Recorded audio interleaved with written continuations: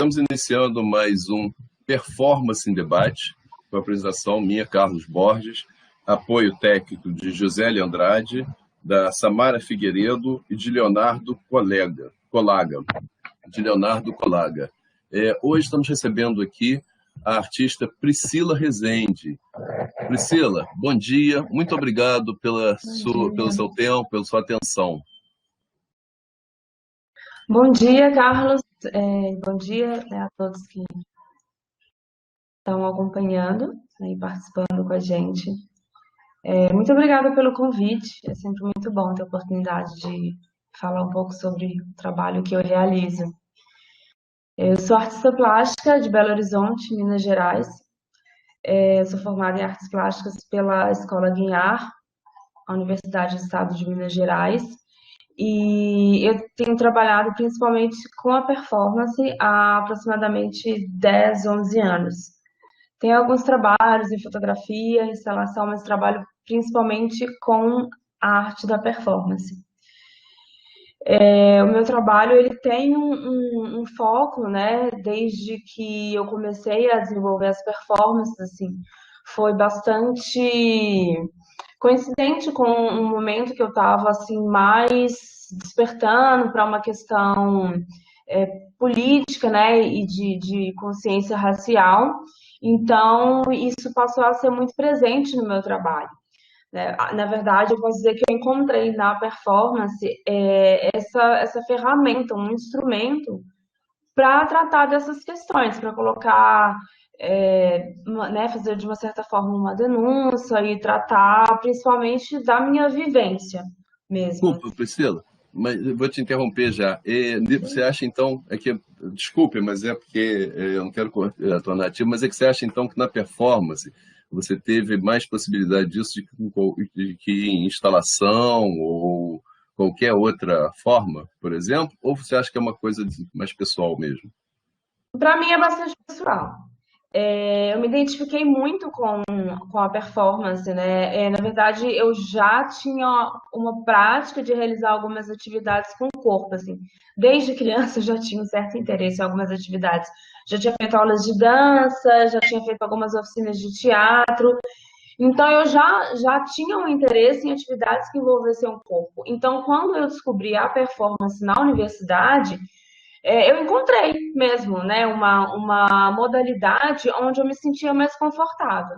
E a performance me interessa muito por ter essa questão da relação com o público. Mesmo que eu vou fazer um trabalho que ele não seja diretamente interativo, onde eu não esteja conversando, onde eu não exija que o público interaja diretamente comigo, existe uma relação.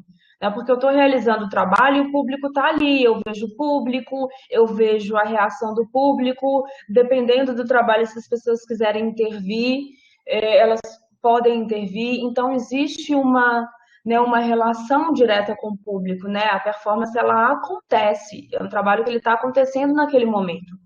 Não que trabalhos de outras mídias, né, não exista essa relação, mas é uma relação diferente. Né? Então, eu já tinha, na verdade, uma proximidade com atividades que envolvessem o corpo. Então, quando eu encontrei a performance, quando eu descobri a performance, eu entendi que era esse espaço onde eu me sentia mais à vontade e que eu entendi que era realmente a mídia mais confortável para mim, para conseguir trazer o que eu queria comunicar com o meu trabalho. Entendi. Eu ia te perguntar exatamente sobre essa questão da participação, porque isso me parece ser bastante, pelo que eu entendi do teu trabalho, andei pesquisando um pouquinho, né?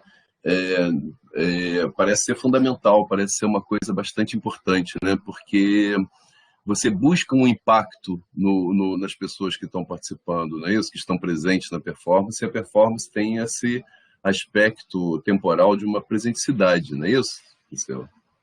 Sim, existem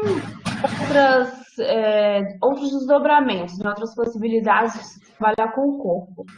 Existem trabalhos que a gente desenvolve para vídeo, tem trabalhos que a gente desenvolve para fotografia, e muitas vezes também a gente gera um registro, e esse registro ele pode vir a ser um outro trabalho, né? Porém, as relações, elas são distintas, né?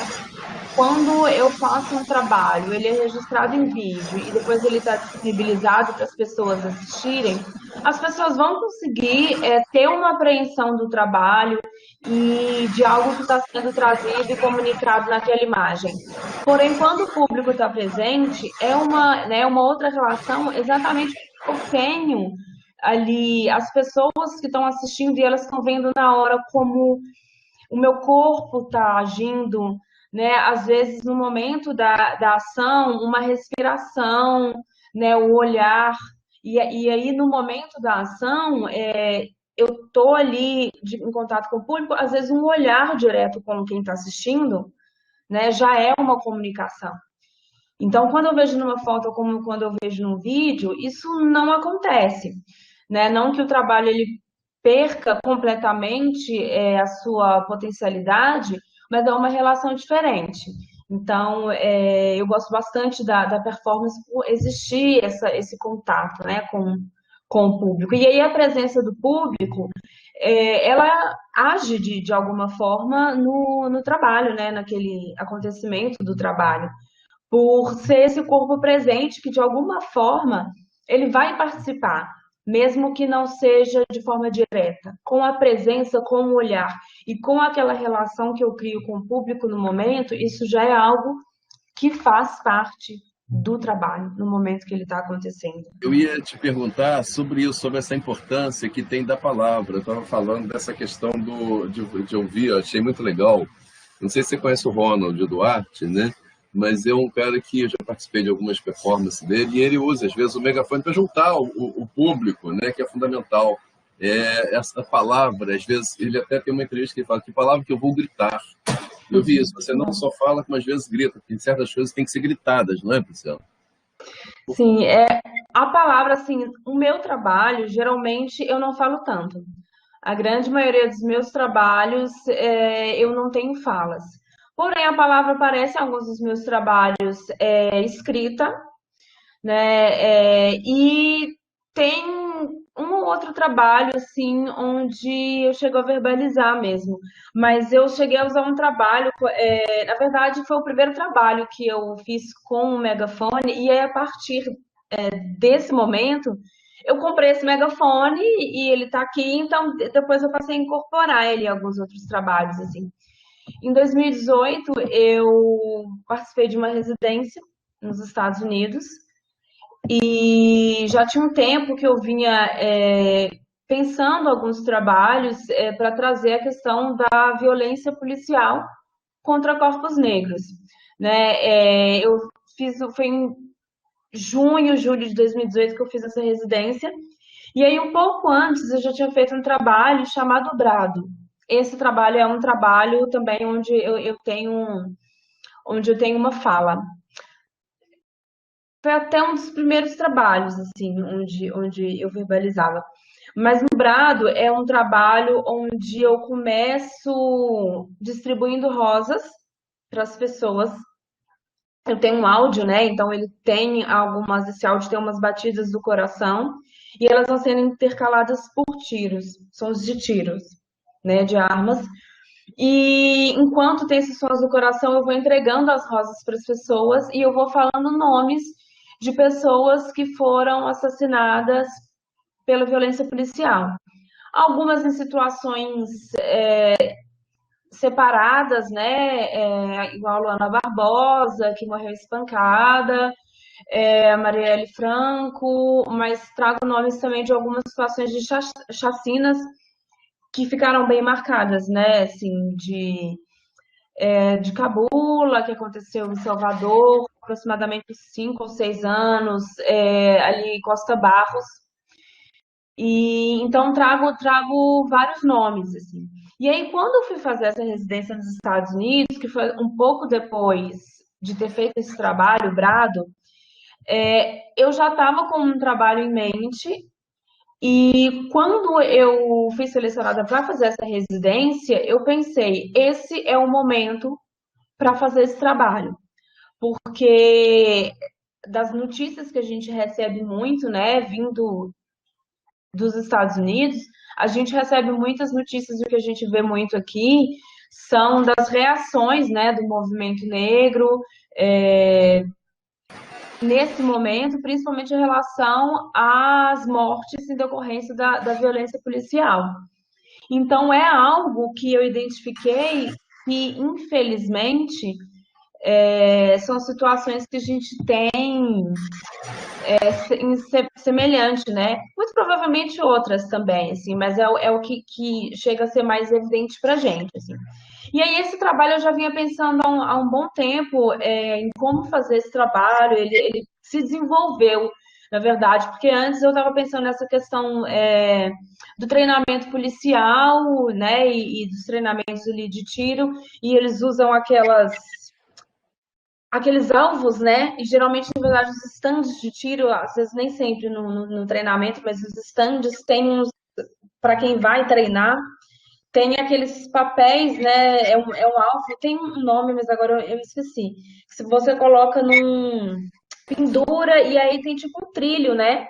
Que faz esse papel ir e voltar. E aí eu comecei a pensar a partir desse objeto, né? Desses materiais, assim. E é o último trabalho, um dos últimos trabalhos, tem umas camisetas. E aí esse trabalho foi desenvolvendo assim. Quando eu fui fazer essa residência nos Estados Unidos, foi pouco tempo depois do assassinato da Marielle Franco, né, que aconteceu no mês de março. E eu comecei a pensar sobre como, quando algumas pessoas morrem, as pessoas, né, vão em passeatas, em protestos, e até mesmo nas redes sociais, falando, né, repetindo, ai, fulano presente, ciclano presente. E aí eu comecei a pensar sobre o que seria essa presença, assim, porque na verdade as pessoas estão sendo mortas, né, as pessoas estão sendo assassinadas. E eu não acredito que elas estão presentes, assim. O que pode vir a ser presente é a memória ou um legado, mas as pessoas estão cada vez mais ausentes, assim. Até porque para quem está aqui, para quem fica, para quem, né, para os familiares, principalmente, para quem convivia com essas pessoas, o que fica é um vazio, né? Fica um vazio, porque não tem mais a presença dessas pessoas ali.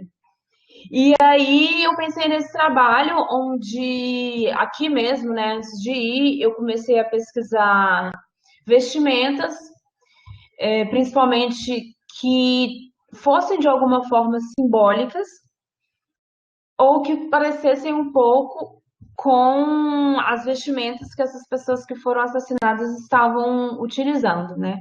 Então, lá nos Estados Unidos, eu pesquisei também casos que ficaram bastante emblemáticos de pessoas que foram assassinadas pela polícia, e naquele momento tinha, acho que um estava bem recente, era do Trayvon Martin, e, e então fui pesquisando, né, tem várias reportagens, né, então tinha muitas imagens, e aí fiz várias pesquisas lá, comprei várias roupas em Topa Tudo, levei algumas daqui, consegui encontrar uma camiseta da seleção brasileira, né, que é bastante icônica, levei roupas minhas.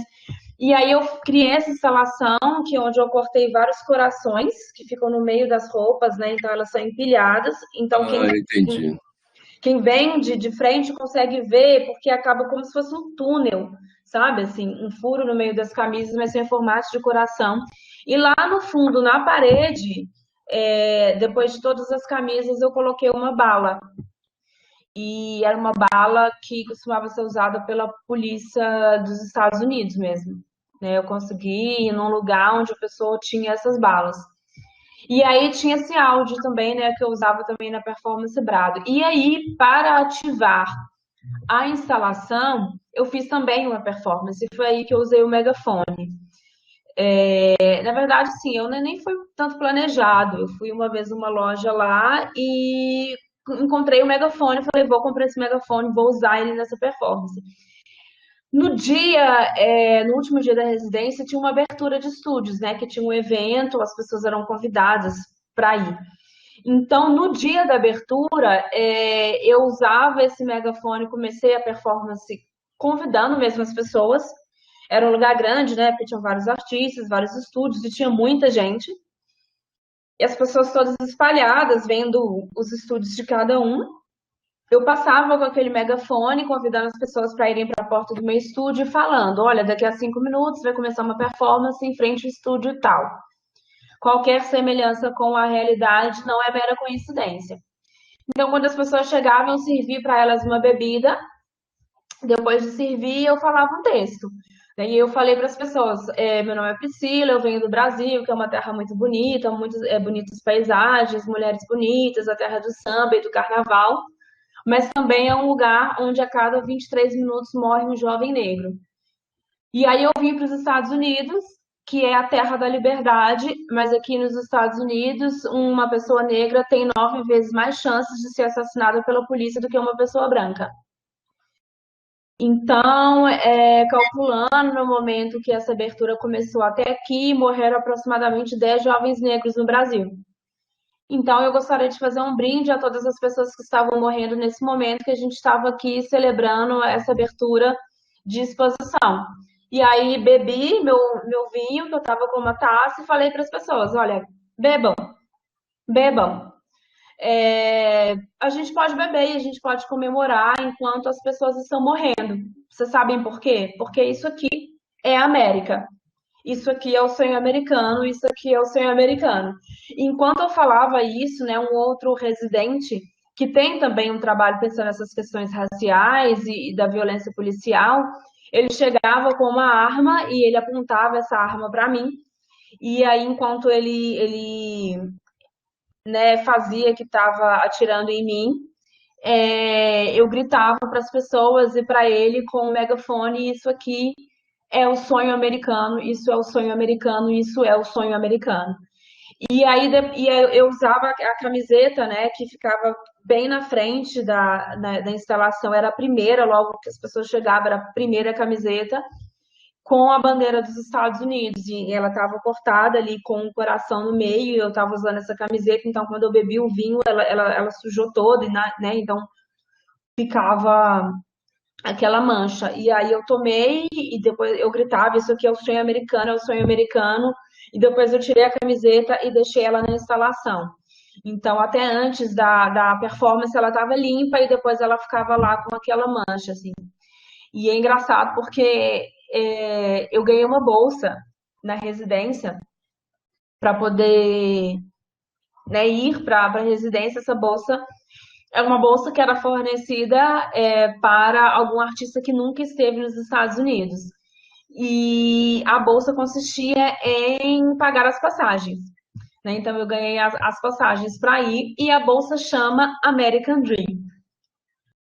Que legal, hein? Que legal isso, hein? Tudo a ver, né? E Tudo a isso ver. ficava na porta do meu estúdio, porque os Sei. artistas que tinham uma bolsa ficavam o nosso nome, de onde a gente vinha embaixo tinha o nome da bolsa. Quer dizer, Então, a eu gente fiz olhando na as porta do fotos, meu estúdio. a gente olhando as fotos, a gente não tem ideia da riqueza disso, sabe, Priscila?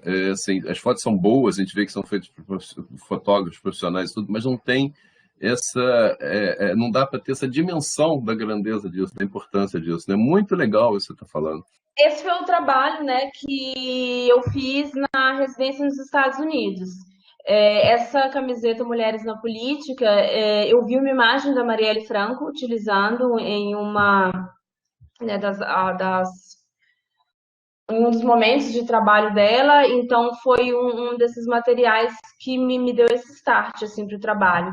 Então aqui, antes de ir, eu recolhi algumas peças de roupa, né, dá para ver atrás a camiseta da seleção brasileira, e aí recolhi esse material lá. Então tinha essa camiseta com a bandeira dos Estados Unidos, dá para ver os recortes, né? E no fundo tem um ponto que era bala. E aí tinha a instalação que as pessoas podiam visitar. Depois, no dia da abertura, foi onde eu fiz a performance, né? Eu começava distribuindo a bebida para os convidados, depois de passar pelo espaço com o megafone convidando as pessoas para participar da performance, dava o texto e, né, então vinha essa pessoa que me fazia como se estivesse atirando em mim e aí eu gritava, né? Esse é o sonho americano, esse é o sonho americano, esse é o sonho americano. O nome do trabalho, All of Which Are American Dreams, eu acho importante dizer, é uma frase de uma música de uma banda estadunidense chamada Rage Against the Machine, que é uma banda bastante conhecida também por ter uma música com um conteúdo bastante político, né? Assim, alguns dos integrantes são filhos de imigrantes latinos, né? Então trazem muito essa questão da imigração e do racismo também nas letras das músicas. Eu sugiro que as pessoas procurem a letra dessa música, porque eu escolhi essa frase muito também pensando no que essa canção traz. E aí, depois da performance, eu colocava de volta, né, a camiseta na instalação.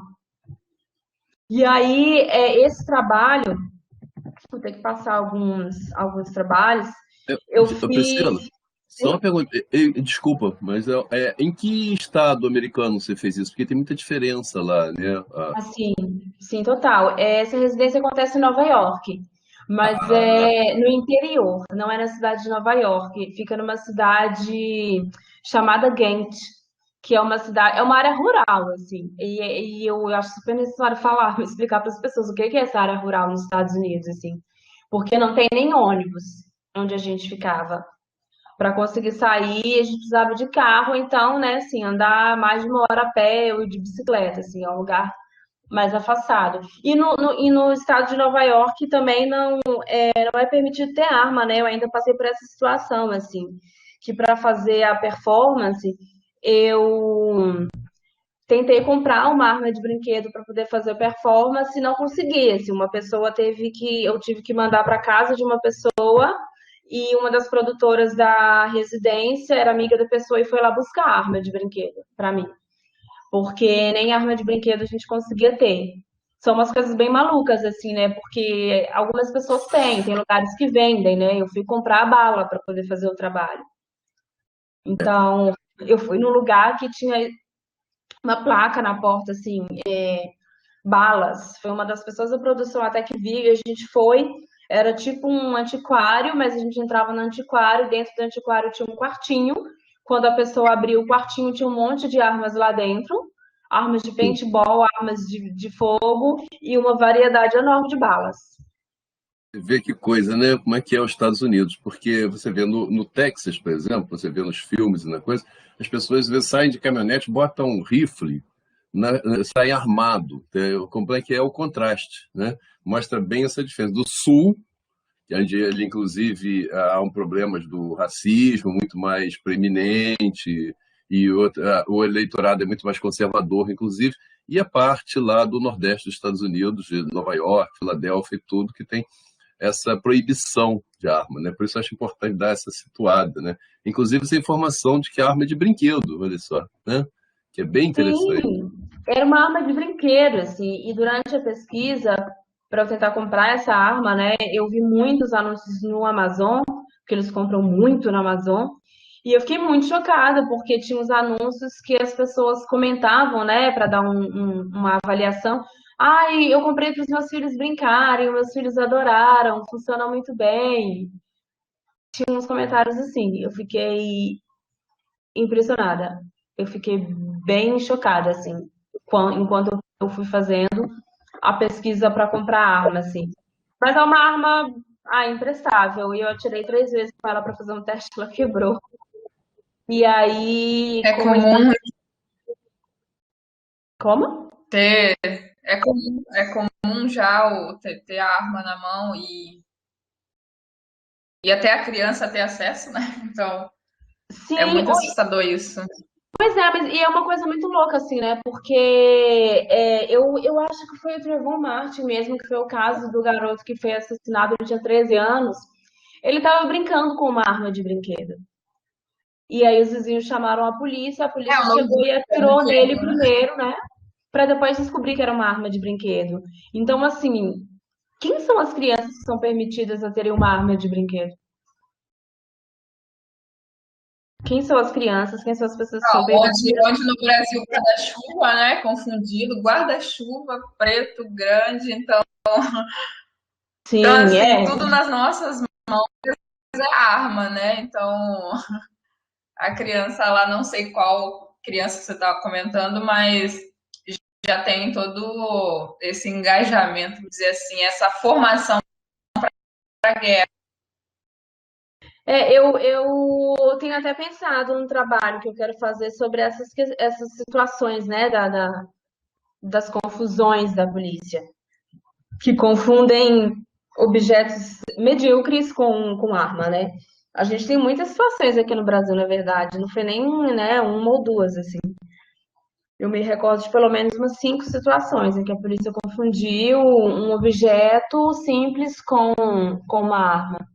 Então, eu trago bastante essa questão da violência policial em alguns desses trabalhos. Antes, o trabalho que eu fiz anteriormente, pensando nisso, né, foi o Brado, que é esse onde eu distribuo as rosas para as pessoas. Eu vou distribuindo e falando alguns nomes, né, de pessoas que foram chacinadas, e tem nesses sons que são entrecortados por sons de tiro. E aí eu utilizo também as palavras de outra forma, né? Um deles é o Vem para Ser Infeliz. Nesse trabalho, eu parto principalmente daquele personagem da Globeleza para pensar a objetificação e a exotificação do corpo da mulher negra na sociedade brasileira. Eu reuni algumas palavras, algumas que eu já tinha ouvido, ou que outras mulheres negras já ouviram, né? Eu perguntei para outras mulheres negras o que elas já tinham ouvido, que era de alguma forma objetificador ao corpo da mulher negra.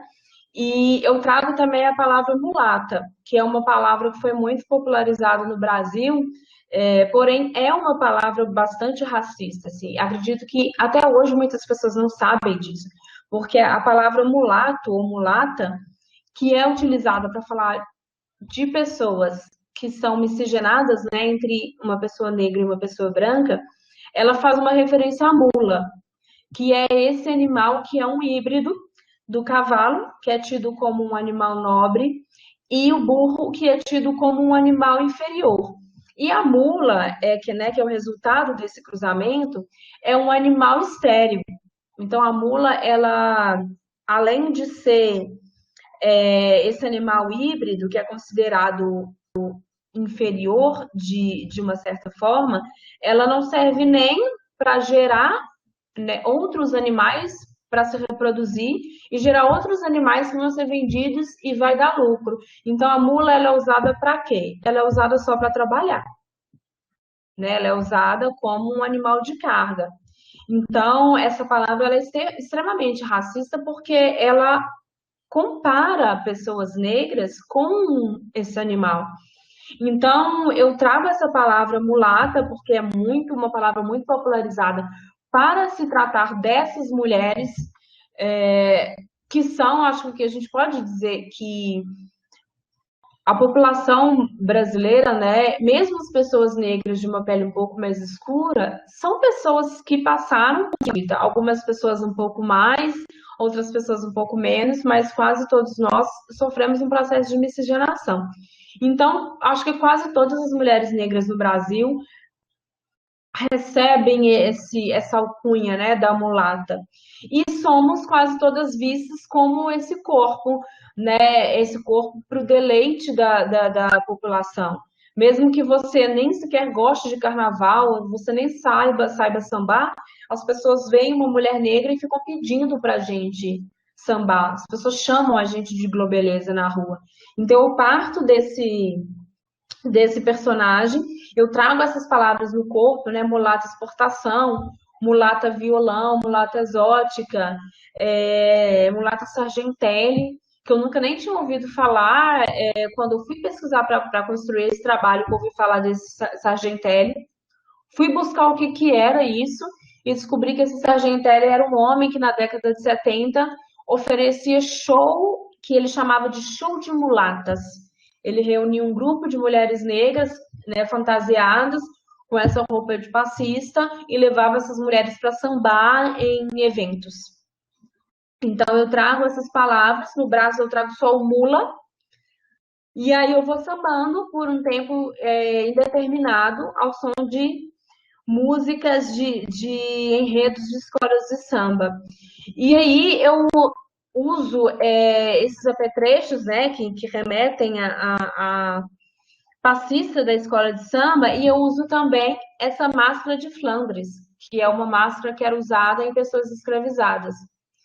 Essa máscara ficou muito conhecida por aquela imagem da escrava Anastácia, né? Essa máscara ela era usada para impedir que os escravizados falassem, em alguns casos também para que eles não ingerissem terra, né? Eu já vi várias explicações, né? Uma delas é que alguns escravizados comiam terra para cometer suicídio, então a máscara era para evitar isso. Outros casos para poder punir escravizadas que eram consideradas muito bonitas, ou então escravizados que, através das palavras, né, tentavam incitar rebeliões. Então era um instrumento de punição. Mas eu trago essa máscara também porque aí ela cobre a boca e ela impede, né, de uma certa forma, que essa pessoa verbalize, né?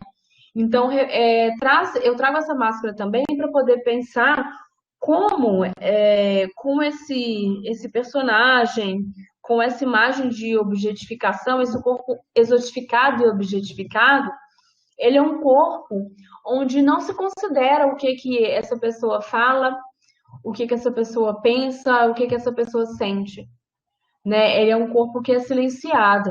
Esse corpo ele é visto unicamente como um objeto. Ele não é entendido como um ser humano. E aí, nesse trabalho, eu vou sambando ininterruptamente, assim, até a exaustão. Até eu ficar exausta, até eu ficar muito cansado. Então, ele não tem um tempo definido, né? Não tem um tempo determinado. Eu vou dançando, dançando até eu não aguentar mais. E aí, à medida que eu vou executando o trabalho, eu vou ficando cada vez mais cansada e eu vou ficando ofegante também, né?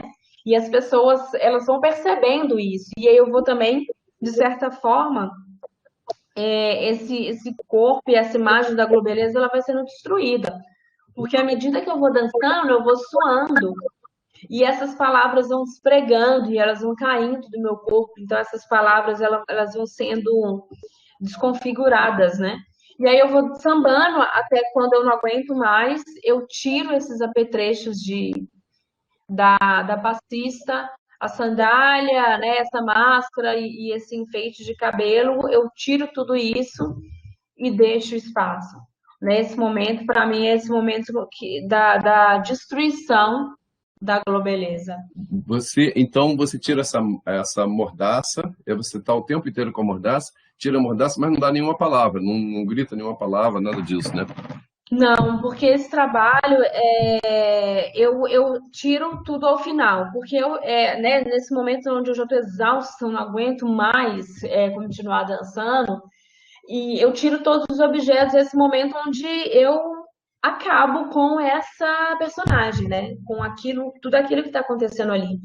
Do corpo dessa mulher negra, seminu, que está ali dançando, que está, né, apresentando de uma certa forma esse personagem para esse deleite desse público, assim. Então é o momento da destruição desse personagem. Eu utilizo a palavra, né, em alguns dos meus trabalhos, assim. Antes eu já tinha realizado o Purificação 1, que é um dos meus primeiros trabalhos. Vem para Ser Infeliz é de 2017. O Purificação 1 já é lá de 2013, bem quando eu estava mais no início mesmo dessa produção. Essas imagens até foi de quando eu apresentei o trabalho na UFES, quando eu fui participar do Performance, né, do Festival de Performance, que foi realizado por alguns alunos da UFES. E aí, nesse trabalho, eu trago essas palavras no meu próprio corpo, e são palavras que eu já ouvi, outras pessoas negras também já ouviram, algumas eu acabei encontrando na internet mesmo, em um site onde tinha uma listagem, assim, eu fiquei até bem impressionada, eu estava fazendo essa pesquisa para o trabalho, e aí eu encontrei um site que tinha uma lista de apelidos para negros. Era tipo um blog e era exatamente essa postagem, apelidos para negros. E tinha um monte de palavras, assim, algumas bem pesadas, né? Assim, a gente ouve muito que a gente é neguinho, neguinha, e aí Saci, Abutre, Quadro Negro, Meia-Noite, Cinzas, Urubu. E aí eu reúno essas palavras, eu começo esse trabalho com essas palavras no meu corpo, e ao longo do trabalho eu vou transferindo essas imagens para o chão, para esse chão onde eu faço o trabalho, onde eu estou caminhando. Eu passo por cima dessas palavras.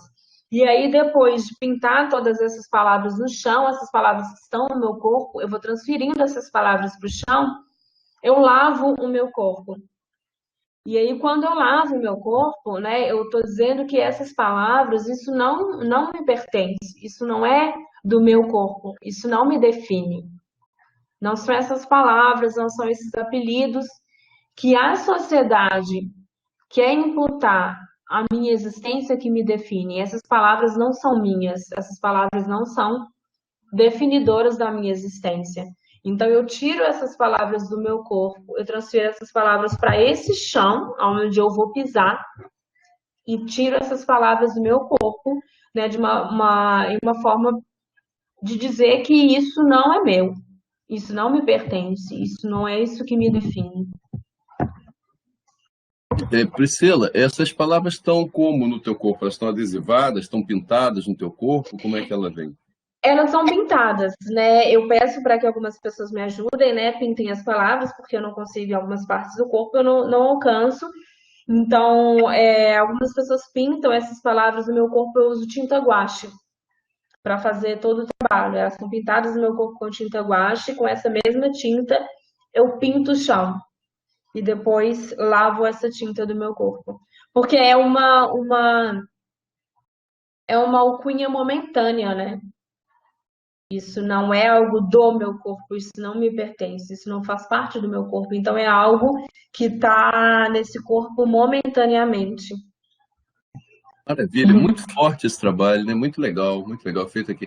Eu acompanhei esse performance, mas eu não lembro dessa parte. Eu vi as coisas aqui no centro esse dia, particularmente, não sei porquê. Eu acabei não vendo essa performance. Que pena, né?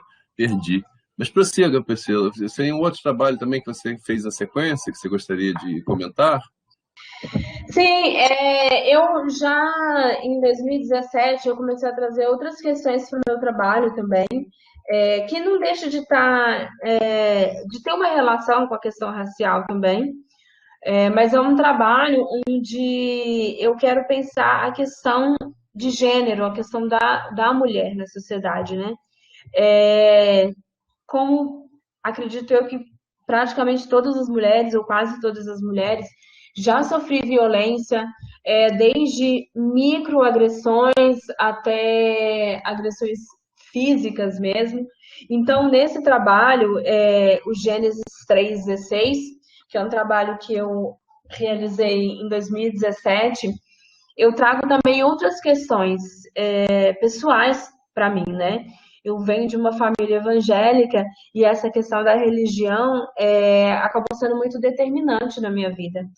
Então, em Gênesis 3:16, eu trago também muitos objetos meus, que é outra questão também, assim, que eu estava discutindo, né? A gente estava conversando, eu e Josélia, no nosso primeiro encontro, sobre essa questão do artista que a gente cria com pouco, né? Às vezes a gente precisa criar com muito pouco. Quando eu comecei a fazer performance, eu ainda estava na universidade e não tinha muito dinheiro. Até hoje também eu não tenho patrocínio, então crio os meus trabalhos sempre com os meus recursos. Então, uma das coisas que desde o início também eu desenvolvi foi muitas vezes criar com poucos objetos, com poucos materiais, com poucos recursos, e às vezes eu até trago os meus próprios objetos, assim. E aí, nesse trabalho, foi um dos trabalhos que eu fiz isso, assim.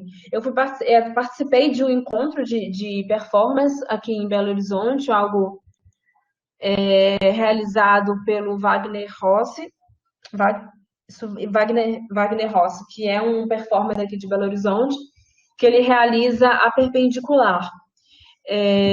Então, nesse caso, foi um encontro de performance, né, de pessoas de outros países também, e foi algo bem independente, assim. Então, quando eu fiz esse trabalho a primeira vez, essas fotos são da última vez que eu fiz esse trabalho, no Sesc Pompeia. A primeira vez eu fiz aqui no centro de Belo Horizonte, mesmo em uma praça. Eu peguei uma bolsa, meu vestido, o sapato meu, o meu batom, comprei uma Bíblia, e aí eu ia para essa praça, onde nesse trabalho eu começo passando um batom vermelho, depois eu trago relatos de violência contra a mulher, alguns que foram mulheres que eu conheço, né, que são amigas, que compartilharam comigo, alguns relatos eu coletei na internet, e aí eu leio esses relatos sempre de forma anônima, né, eu não falo o nome dessas mulheres, eu trago esses relatos de forma anônima, eu conto uma história de violência e leio algum versículo de doutrinação feminina. Né? E na Bíblia a gente tem vários versículos, né? Alguns que dizem como a mulher deve se vestir, como ela deve usar o cabelo, que a mulher deve permanecer em silêncio na igreja, ou que ela deve ser submissa ao marido. São vários versículos, né, que de alguma forma ditam como a mulher deve ser e se comportar. E aí eu vou fazendo essa relação, né, dessa violência com essa doutrinação. Já ouvi casos, né, de mulheres que foram de alguma forma violentadas nesse ambiente religioso, ou mulheres que se calavam porque tinham medo do julgamento da igreja, do julgamento da sociedade. Então passo esse batom, leio um relato, leio o versículo, e após ler o versículo, com essa própria página do versículo, eu limpo o meu batom, limpo todo o meu batom, eu mastigo essa página e cuspo. E aí eu vou repetindo esse processo. Eu passo o batom, leio um relato de violência, leio esse versículo, limpo o meu batom e mastigo essa página. E aí eu vou repetindo esse procedimento, vou lendo várias histórias, lendo vários versículos, até o final, onde eu descarto essa Bíblia e deixo espaço. Que legal esse trabalho, hein, Priscila? Muito parabéns, achei assim muito bacana. Fico super contente de ter assim, poder divulgar isso aqui nesse espaço, né? Deixa eu te perguntar uma coisa. Você falou da residência nos Estados Unidos e agora do Sesc Pompeia. Como é que tem sido esses caminhos, esse encaminhamento aqui? Esse foi uma coisa específica? Você se inscreveu? Foi convidada? Como é que foi isso? Então, acontecem convites, né? Em alguns momentos eu recebo convites para participar de algumas programações e exposições, mas eu também me inscrevo bastante, né? Eu sempre fico de olho em editais, porque tem festivais, alguns festivais de artes visuais, tem salões, exposições, mas também tem muitas mostras, né? Às vezes festivais culturais, igual eu já participei do Festival de Inverno de Garanhuns, né, em Pernambuco, que é um festival muito grande e que tem várias vertentes. Tem shows, tem teatro, tem exposições e tem também abertura para performances. Então, eu me inscrevo também nesses editais e nas residências também foram sempre que eu me inscrevi. A residência nos Estados Unidos, uma pessoa que eu conheço que trabalha com curadoria, me compartilhou comigo, né, sobre essa residência, eu me inscrevi. Na primeira vez eu não fui selecionada, então eu me inscrevi mais de uma vez, e só depois da segunda inscrição que eu consegui ser selecionada. Então fico à caça de editais, né? Eu fico à caça de editais, tanto de exposição, de salões de arte, de festivais, mostras e residências. Então vou mesclando, né? Assim, em alguns momentos acontecem os convites para participar de exposições através de curadorias, ou às vezes são programações de algumas instituições. Em outras situações eu me inscrevo também. Essa situação específica que eu apresentei essa performance no Sesc Pompeia era parte da virada cultural, né? Porque o Sesc São Paulo, durante a virada cultural de São Paulo, ele permanece aberto e oferece várias atividades durante a programação. nesse caso, fazia parte da programação da Virada Cultural. Mas a Virada Cultural de São Paulo também abre inscrição, né, para apresentação de trabalhos. Maravilha, maravilha. Agora é porque eu fiquei pensando nesse Sesc Pompeia especificamente, foi virada cultural, né? Legal. Perfeito, Priscila. Tem um outro trabalho que você gostaria de compartilhar com a gente, comentar um pouco? Não, eu acho que tá bom. Eu acho que a gente pode, porque acredito que tenham perguntas também, né, Josélia? Talvez tenha interesse em falar ou compartilhar A alguma questão. José mandou a pergunta para você pelo WhatsApp, Priscila, se você puder falar Eu, aí, eu, tá? Oi, conseguem me escutar? Eu enviei várias perguntas, é porque eu sou uma pessoa muito viciada em processo de criação. Então eu fico curiosa, assim, não só por mim, porque também as pessoas me perguntam o que é performance. E eu vejo como é algo que é difícil, principalmente para gente, artista negra, que está nesse processo que é constante, é difícil você parar para explicar o seu trabalho. Então as pessoas requerem muito minha explicação. É como se eu estivesse ensinando alguém. Uma menina comentou: você não tem método. Uma menina branca, minha filha, o método. Método. A minha cabeça tá de um jeito, que se eu procurar um método agora, é o método de chegar viva aos 50 anos de idade. Mas, assim, eu perguntei no seu WhatsApp da questão família, né? E, assim, eu faço parte do seu trabalho, de mais artistas negras e negros. Vocês, todo mundo faz parte do meu também, porque a gente está nessa luta constante contra o colonialismo, o fascismo, o racismo, o sexismo, transfobia e as demais questões. Mas o que a gente meio que quer com o nosso processo, sabe? Eu me preocupo muito com o nosso bem-estar e com como que a gente vai ficar daqui a alguns anos, né? Eu não quero que o nosso trabalho seja apenas uma passagem na história da arte, né? Que a gente conhece como que é a história da arte. Então, se você puder falar um pouco, você comentou sobre a religião, é um tema que também me persegue. E se você puder comentar um pouco dessa sua relação, pode ser com a religião, ou como que tem famílias, sua família, pai, mãe, irmão, amigos, e comentar esse seu processo com a religião e seus trabalhos.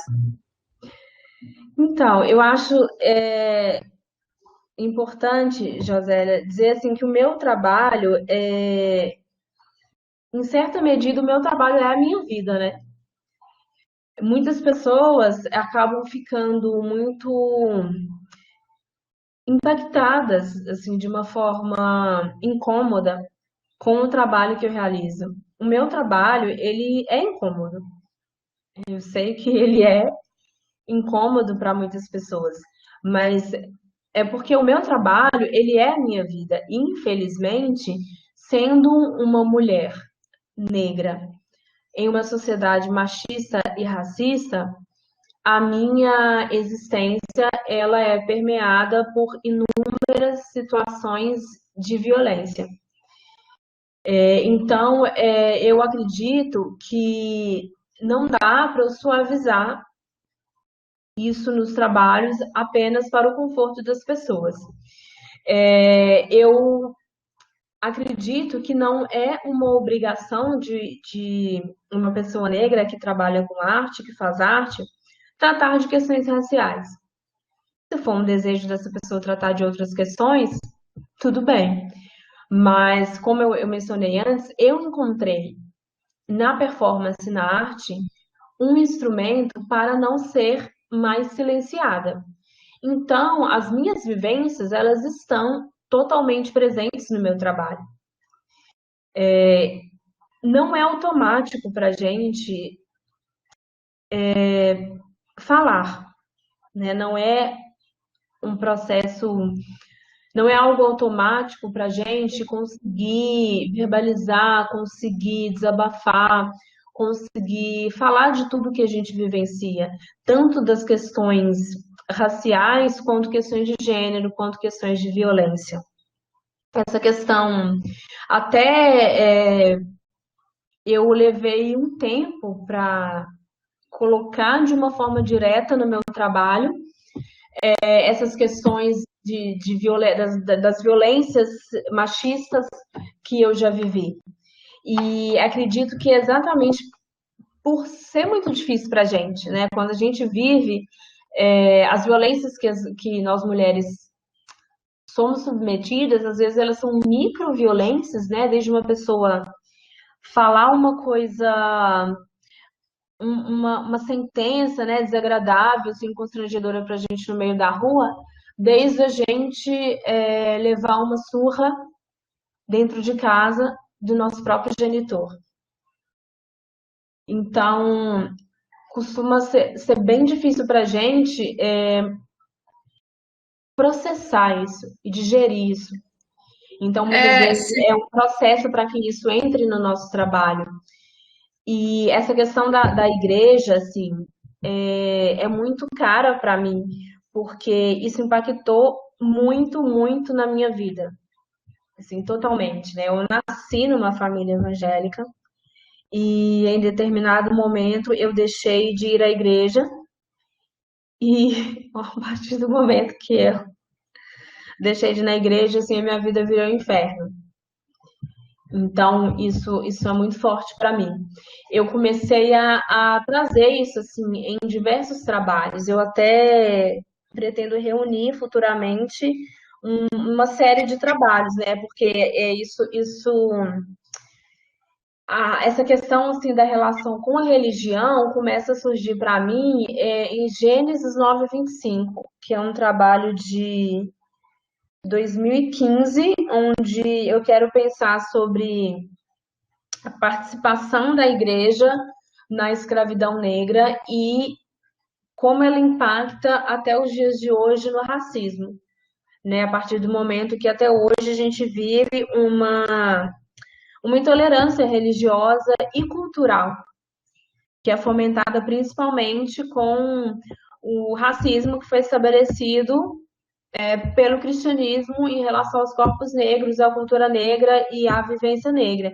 E aí, em 2015, eu fiz o Gênesis 9:25, depois, em 2016, o Reeducação, que é esse trabalho onde eu vou usar a Bíblia para escrever um mito de origem iorubá nas páginas da Bíblia, e aí eu vou desenvolvendo isso em outros trabalhos. Gênesis 3:16, eu tenho Perturbações em Doutrinas Teológicas, que eu fiz em 2019, onde, na verdade, esse é um trabalho que ele está sempre em processo, assim, eu carimbo páginas não, eu carimbo notas de real com a frase Exu seja louvado, e eu fiz recentemente também o Bem-vindo ao Práticas para uma Boa Recepção, onde eu me aproprio de objetos de decoração de origem cristã para trazer e pensar mitos e tans, né, e tans da religiosidade afro-brasileira. Eu fiz essa pergunta também não só por mim, mas por mais pessoas que vão ver a entrevista, porque eu também já não tenho, e tem atualmente a questão arte e vida, né? Eu já não separo mais, porque a gente está tentando sobreviver no meio desse colonialismo perverso aqui no Brasil e no mundo inteiro. Então, assim, não dá tempo da gente explicar muita coisa, então as pessoas ficam querendo saber o significado de um batom, de uma Bíblia, e a gente, igual você falou, a gente corre risco de na rua, por exemplo, o nosso corpo já não tem muito esse limite de público e privado, então eu acho que a gente vai acontecendo, não tem muito o que explicar, entendeu? O público, ele é racista, eu vejo o público da arte como racista. Então, a gente só pode produzir e daqui a um tempo ver o que aconteceu. Só está dando tempo da gente viver e produzir ao mesmo tempo, e a nossa própria vida é o nosso trabalho, eu acredito. Sim, eu acho, Josélia, super importante assim, falar disso que você está falando, porque eu vejo tantas camadas, sabe, nisso que você diz, assim, de uma pessoa falar para você que você não tem método. Porque eu fico me perguntando o que é o método? E aí, quem estabelece o método para dizer que aquele método de produção é um método aceitável e correto? A gente tem esse tipo de recepção porque, ao longo de toda a história da arte, o que era produzido fora da Europa nunca foi entendido e considerado como arte, né? O que foi estabelecido para gente como arte é aquilo que veio da Europa. E até hoje É muitas o pessoas. modelo. Como? Eu, é o modelo, te interrompendo. Eu me coloco como eu, então as pessoas estão tentando entender quem sou eu. É porque eu tô muito destoando das negras, sabe? Do que se espera de uma negra, ou como assim, não estão me entendendo. E eu tenho 25 anos, o que que eu posso explicar agora com 25 anos de idade, entende? For a primeira relação e saber oferecer para elas. Gente, eu acho que já foi tirado demais da gente, né? Então, assim, eu sinto muito isso. Me dá o que, que você tem para me dar. Eu não posso simplesmente querer produzir o meu trabalho, ter um ateliê. Não tem método. O método é ser nós. Eu acho que é isso, é me defender, é me proteger e sem agressividade. Acho que eu não estou sendo. Eu não estou sendo a negra raivosa. Eu acho que esse é um incômodo. As nossas experiências, as experiências de um corpo negro, elas não são as mesmas, né? De corpos não negros. E aí eu falo corpos não negros porque temos na nossa sociedade outras pessoas racializadas, né, como pessoas indígenas e pessoas amarelas, que elas vão viver também o racismo, mas não dá para a gente generalizar e dizer que as experiências de uma pessoa negra são exatamente as mesmas experiências de uma pessoa indígena e as mesmas experiências de um corpo amarelo. Mas cada corpo, né, vai viver uma experiência. E a branquitude, ela tem uma dificuldade muito grande de entender isso e entender que a partir do momento que a nossa vivência, ela não é a mesma, ela não é semelhante que a desses outros corpos, não tem como o nosso corpo estar na nossa arte, ele se apresentar da mesma forma como esses outros corpos, né? E principalmente como o corpo branco.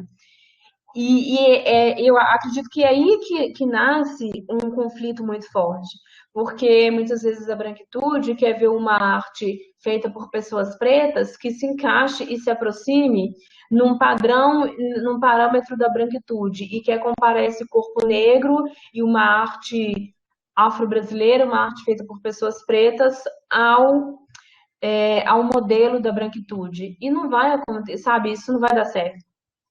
Isso não vai dar certo, porque o nosso corpo não é igual, a nossa vivência, a nossa experiência de mundo e no mundo, ela não é a mesma. Eu acho que você querer esperar ver um corpo negro, uma arte feita por pessoas negras, encaixada nessa arte eurocêntrica, é você querer matar toda a verdade e a realidade desse corpo. José, agradecendo aqui no chat. Eu não sei se... Acho que sim, José. Você quer fazer outra pergunta? Aproveite, né? Então, acho que tá. Eu perguntei se ela tinha alguma pergunta mais específica, Priscila. Eu acho que não. Você quer concluir, quer comentar algum outro trabalho, alguma coisa assim? Então, eu vou...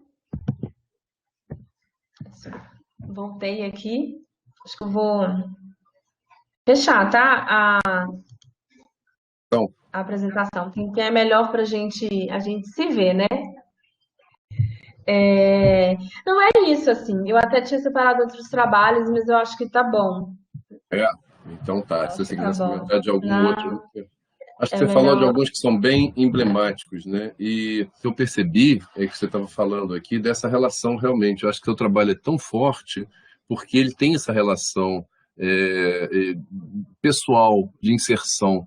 É uma coisa que vem assim, né? Ele sai como a palavra, ele sai como um grito, do teu corpo, como um grito necessário, como uma palavra necessária, se colocar nesse momento, nesse período, que isso que eu acho que faz teu trabalho ser assim, tão forte, tão impactante, tão bom. Eu fiquei muito contente de poder, assim, humildemente, né, participar com esse projeto de extensão, no sentido de divulgar, de ajudar a divulgar esse trabalho, a poder levar ele a conhecimento mais pessoas, porque eu acho super justo, assim, primeiro, as questões que tocar nessas questões, e assim, acho muito legal o modo como você faz isso, porque é um modo muito visceral, desconstruindo, né, esses estereótipos todos que apareceram aí. Eu pedi a você para concluir tua fala com o que você quiser, com bastante liberdade, tá bom? Priscila? Obrigada, Carlos. Eu agradeço a vocês pelo convite, assim, é muito bom poder falar mais dos nossos trabalhos, né? Eu acho até que isso tem uma relação também com o que Josélia estava falando sobre essa necessidade que algumas pessoas têm, às vezes, de explicação dos trabalhos, né? Eu acredito que a performance ainda causa um estranhamento nas pessoas, o que eu acho que é bom também, em certa medida, porque eu acredito que esse estranhamento é o que muitas vezes vai causar um deslocamento, né? Vai tirar as pessoas dos seus lugares de conforto e fazer com que as pessoas pensem, né? Com que as pessoas saiam daquele lugar comum para entender que existe mais na sociedade e no nosso mundo do que aquele lugar onde elas estão habituadas a viver e na sua bolha, né? E assim, a gente está em uma sociedade que realmente não tem um letramento, assim. E aí, quando eu digo letramento, eu não estou querendo dizer que todos nós temos obrigação de sermos frequentadores de instituições culturais, de museus, de exposições, né, de viagens ao exterior, mas a nossa sociedade ela não é letrada para lidar com o diverso. Na nossa sociedade, ela não é educada para ver além da sua bolha, para lidar com aquilo que é diferente dela mesma. Então, eu acho que o que causa também, muitas vezes, um estranhamento desses corpos diversos, mas também dos trabalhos, é essa falta de educação que existe no geral, né? Eu não estou falando só de uma educação acadêmica, né? Eu estou falando dessa educação de sociedade mesmo, para poder lidar com aquilo que não sou eu mesmo e com aquilo que está fora da minha bolha. Então, é muito difícil para as pessoas lidarem com existências distintas, com o trabalho artístico, com uma imagem, né? Com uma imagem que seja que elas vejam, assim. Então, eu acho que a gente precisa continuar fazendo, mesmo que isso vá causar assim, uma divergência, mesmo que isso vá causar um incômodo. Na verdade, é para isso, né? Eu acredito que a arte é para isso. Aliás, eu vou citar aqui, tem algo que eu sempre falo, né? Que o meu trabalho, ele existe mesmo para causar um certo incômodo, mas eu vou citar aqui um trecho de uma música do Djonga, que é um rapper aqui de Belo Horizonte. Arte é para incomodar, é para causar indigestão. Antes que você termine, eu já estou vindo com o prato cheio. É isso aí. Muito legal, Priscila, muito legal isso. Eu acho que você tocou na questão que é primordial, que eu acho que torna o trabalho bem icônico nesse sentido, que é a questão de tirar as pessoas da zona de conforto, tocar essas questões. Você citou o Sargentelli, e isso é engraçado, né? Porque assim, é uma outra época, ele trabalhava totalmente com esse estereótipo, né? Eu achei bem interessante você trazer isso. Eu lembro da época do Sargentelli, achava aquilo uma coisa assim, muito exótica, né? Muito estranha, né? E você assim está trazendo essas questões. Nós estamos mexendo em questões históricas. Eu acho que é muito importante nesse momento. Isso incomoda muito. arte contemporânea, de um modo geral, já incomoda, né? Já mexe com essa coisa. E ainda mais quando ela toca em questões como as questões étnicas, questões de gênero, né? Nas quais eu vejo assim, a palavra como fundamental, por isso que eu perguntei um pouquinho sobre essa questão da palavra, né? Priscila, muito obrigado, agradeço muito, peço desculpa pelas dificuldades técnicas, nós jamais tivemos tanta dificuldade técnica como tivemos hoje, né? Mas é assim Acontece, mesmo, esse momento, faz né, que a parte, gente né? está vivendo é isso. Muito obrigado pela sua generosidade, pela tua disposição a colaborar aí, tá? O projeto está iniciando, a gente está caminhando, é experimental, né? São os primeiros, e eu acho que isso vai ficar um registro bacana, disposto, a gente vai procurar viabilizar, dar acesso ao maior número de pessoas possível, divulgar o máximo possível esse trabalho, ter o que é muito bacana. Prossiga, por favor, faça bastante, convide a gente, avise, né? Entre em contato aí através da Josélia, pelo meu número mesmo, tá bom? E muito obrigado. Obrigada a você, gente. Vamos encerrando aqui mais um Performance. Até a próxima.